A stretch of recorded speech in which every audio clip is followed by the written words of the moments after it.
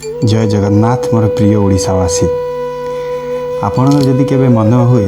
कि मुझे आज गोटे बही पढ़ी तेणु आप कौन करेंगे प्रथम आप जी गूगल सर्च करेंगे कि यूट्यूब सर्च करेंगे सेठू आस हाईली रेकमेंडेड बुक किए कह से हाईली रेकमेंडेड बुक भितर द पावर ऑफ हैबिट पढ़ु जी मो चिंताधारा पूरा बदली देला कि तो किए कह रिच डैड पुअर डैड पढ़ु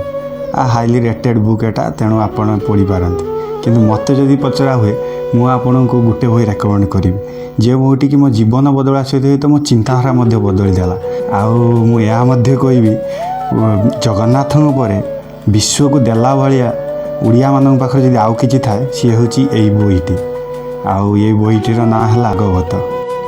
हाँ आज्ञा जगन्नाथ दासन द्वारा रचित यही पुस्तकटी यही शास्त्रटी